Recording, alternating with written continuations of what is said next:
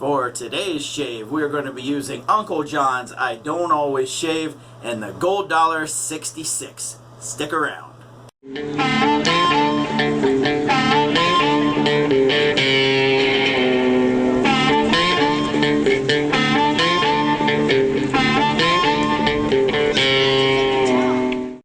Well, good evening, wet shavers. It is about 6:15-ish on Monday night, so I guess my Tuesday of my work week, if you will. So it's been pretty ugly and rainy here in Northeast Ohio. So you know what? Given how dry it's been over the last few weeks, I'll take it. Okay. As you can see, the stash is really starting to take shape. So I'm still curious as to how I'm going to end up doing this, but I'm not too far off from being able to throw some curls in it. But that remains to be seen what I do with the rest of it. Do I go with a full beard for a while, take a break? I don't know. I may end up going to shaving the head. It's at least, I don't know, it's starting to get pretty bleak, if you will.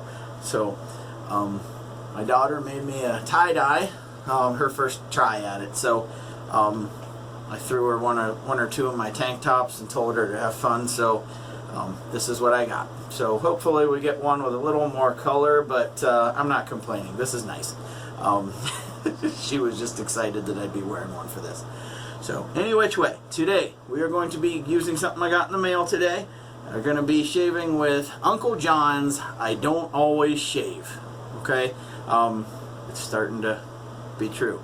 This stuff has scents of tobacco leaf, tobacco blossom, cognac, sandalwood, and leather. And the cover or the artwork is very fitting, in the sense that if you were to imagine what that Dos Equis guy on the commercial, the most interesting man in the world, smells like, right here, this. So it's a cologne type scent, but obviously you can tell it didn't go any bit overboard on trying to impersonate a cologne or trying to be a cologne. I think those scents just blended together nicely to where it smells similar to a cologne, but not in an overbearing way. So that's just my take on it. Who am I? Oh, by the way, the gear we're going to be using today, the brush will be the 3824 Savile Row, and for the mowing of the face, we will be using the Stallion's Edge on this Gold Dollar 66. So with all that being said, I'm going to hang the Boston Scally Cap, the Black Rose. I'm going to be getting another one of those before too long, the Blood Rose, so it's going to be like a purple tinge to it. So it just seems like something exciting to me. Maybe peanuts to you. Come on, bottle. I'm going to have to get one of those Glen Helly misters before too long. So any which way. Alright, so this stuff, like I said before, Uncle John's soap lathers up very nicely, so no question about the performance. I also did get something else in the mail today that I was pretty excited about. The Hunt from AA Shaving. I've heard a lot of good things here lately. One in particular was from another YouTuber who I just started following. I'll link his channel below. I always see him on Instagram under Cape Cod Shaving, but or Cape Cod Wet Shaving, but I think he's under JB, I believe, on YouTube. So I'll link his channel below. Give him a follow. Like I said, he's brand new to this, so you know, any support and any advice that you guys can give him that's constructive, I'm sure would be greatly appreciated. So, and I'm trying like hell to keep the soap away from the bottom of the stash, because I don't have the stash cut where it's going to finally be finished off before I start curling the handlebar. I'm giving it a little extra length so that I don't accidentally nick the prime real estate that I need for the handlebar. So if it looks like I'm starting to go a little Hulk Hogan, that's kind of the intention, as far as being a little bit safe so that I don't damage it. So alright, any which way. Oh, shit balls.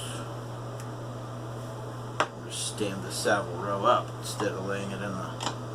I've got one of these bowls that will hold the brush so that your soap doesn't kind of sink down, but with this being a shorter handled brush, it's almost like one of those double-edged swords. You know, you want to put it there, but at the same time you don't want to get soap on the handle and run the risk of it making it more slippery on your hand. So there, I think I avoided disaster. So see, one spot I didn't get quite enough love, so there we go. Alright, so get a little alum block love on the digis real quickly, a little underneath, dip this in the sink, and we will get to mowing the face down. Now, got the bad news last week that work reinstituted the mask mandates, so we are chasing baby butt smooth again, other than the mustache. So any of my off-camera cleanup will be pretty vigorous, I'll just say, because of the style of mask that I have to wear. Being one of those gators, because if I ever do decide to grow any facial hair, I can keep that on, just keep it on the chin, and I wouldn't have to wear a beard in it. At least until this horrific stuff goes away. So,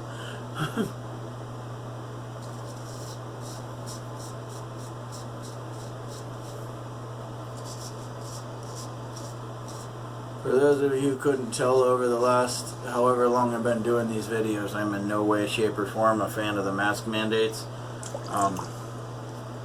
Point blank, I got COVID while under a mask mandate. Not necessarily at work, but nonetheless, yeah, I'm just not a fan. And that's all the deeper I'll go into that rabbit hole, because I know there's no good can become of this conversation.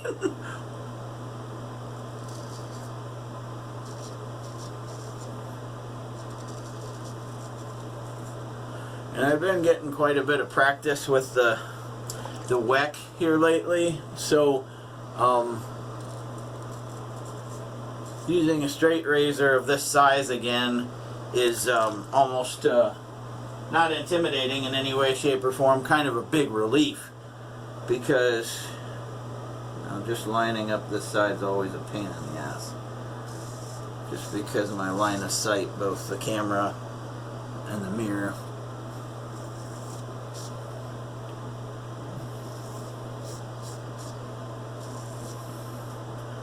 So, but back to the soap. The performance on Uncle John's is very good. It is a tallow-based soap. So, just obviously give people that fair warning. Not that anybody's, if you are tried and true about using vegan products, then this shave soap isn't one of them. And not to chase any business away from Uncle John's in that regard, but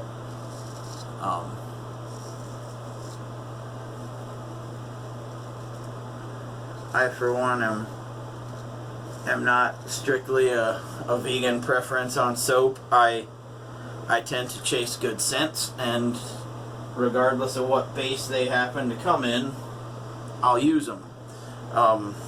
If I like them, I'll use another one of their products. So, not a bad first pass. I will put you guys on a brief hold, and we will come back for the across on the cheeks and against on the neck. Sound cool? Alright, I'll see you in a few.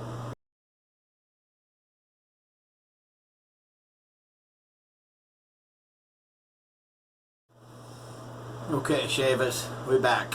So, the one thing I did take care of off camera, because like I've said before, going across the grain on the neck is a nightmare, especially to try and do on camera. If you want to see how I do it, I think the last video that I posted where I used the Gillette Fat Boy, I did pretty much what I'd go through my normal routine of going across on the neck, but I don't do it with this. So, and That's my full disclosure, okay? Never once do I go across the neck with the straight razor, and it's just, I don't know that I can manipulate the skin enough to safely navigate the waters. So, call me chicken shit, I guess. I'm more than deserving of it. So, this time we're going to go across, or against on the neck, and across the cheeks.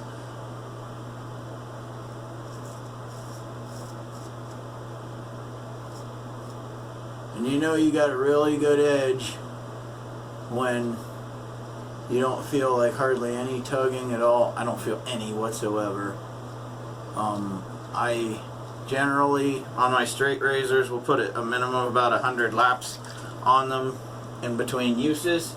So, like this one, I'm not going to put any laps on until before the next time I use it, or the next time I need to strop a few. I'll generally use a few, then strop a few. I try not to do all of them at once because I've run into some issues with a little bit of numbness in my left hand, which is the one that I use to strop with. So, long story short, at my last job, I dislocated these two fingers, and I popped them back in place right away, but it did some damage. I had to do some rehab because my old job, I was an electronics technician, ran wires. I was running into issues where I was stripping and crimping wires, and I started, losing feeling in my left hand. And being left-handed, that's a big problem. So, for the most part, I don't run into any numbness issues unless I'm doing something very repetitive for quite a significant amount of time, hence why I will do maybe 2 razors at a time. If I plan on doing all of them, I will usually strop like 2, sit there and throw on some YouTube, watch some TV, something, and give it a good 5-10 minutes before I even pick the razor back up.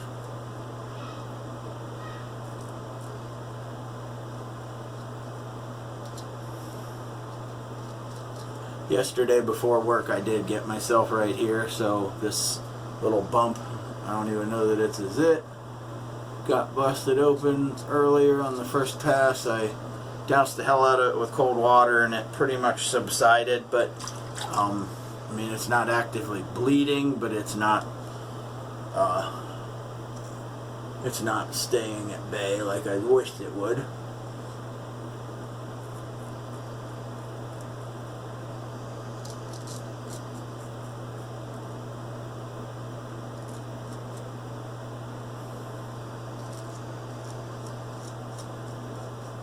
Being ever so careful under the stash.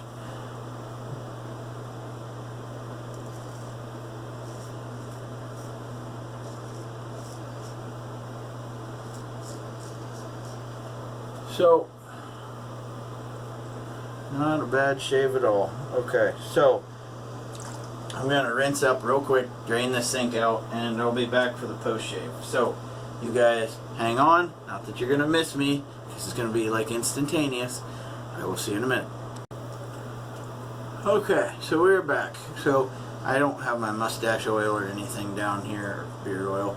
I'm going to take care of that later on. So, right before I head out to work. I probably got to be out of here in about 35-40 minutes. So, just figured I'd recap things a little bit. First off, let's get to, my steady go-to here. The Aveeno Daily Moisturizer. This stuff, I don't know.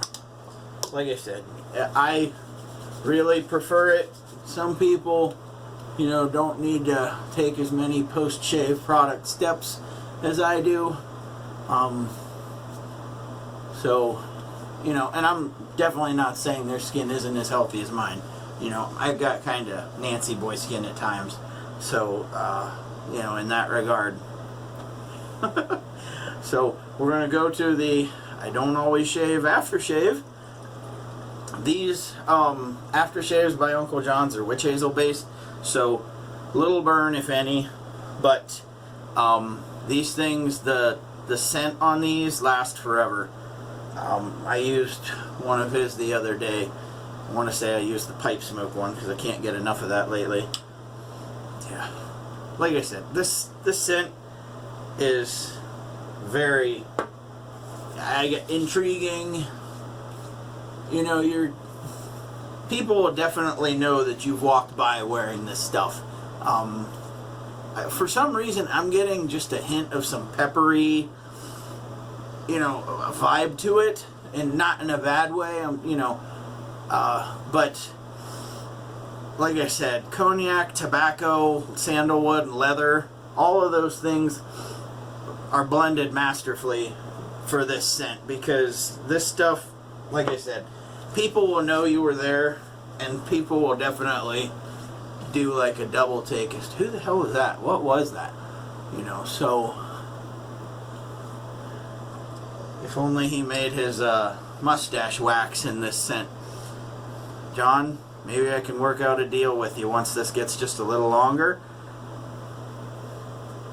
So, alright guys, to recap, today we used the 3824 Savile Row. We used the Stallion's Edge on this beautiful Gold Dollar 66. And today we rocked it with Uncle John's I Don't Always Shave. Great stuff. So the other question I'm going to ask you guys, alright, and leave a comment below, hit me up on Instagram, whatever. I'm toying with the idea of doing the full beard for a little while, alright? But the one piece that's going to come into play is this is going to kind of go out a little bit, kind of eclipse the beard, if you will. So, if that comes into play, I may end up starting to shave the dome, because I don't want to alienate my friends here, but at the same token, somebody kind of challenged me in the sense, because he knew me ever since I was in the military, and he, you know, laid down the gauntlet. Can you even grow a beard? Which, when this stuff comes in thick, it does. I mean, if I go 3-4 days, you definitely notice. Looks like I got sandpaper on my face because it comes in this shade of red, but something tells me this beard would be two-toned. You'd see some red and you'd see quite a bit of gray. So, I don't know. My wife's never seen me with facial hair. Even this is probably the most extreme she's ever seen. So, yeah, throw a comment below. Do you think I should grow it out? And if so, you know, it would probably be sometime next summer before I would shave it, but I'm probably not going to start any growth until, any beard growth until this is ready to start curling up a little bit. So, throw a comment below and let me know. But like I said, today we rolled with Uncle John's I Don't Always Shave. Great stuff. Like I said, if you haven't looked into Uncle John's and you're looking at trying to branch out to a few other artisans that you'd like to try, I strongly encourage you look into it. It's very good value, and it's also helping a small business. By that I mean we're talking about a 400 square foot shop, okay? So like I said, it's nice to be able to help one of those mom and pop businesses. Any which way, guys, I've blabbered long enough. I need to get ready for work. You guys have a great day, night, whenever. Keep your shaves clean, keep them wet. Later, guys.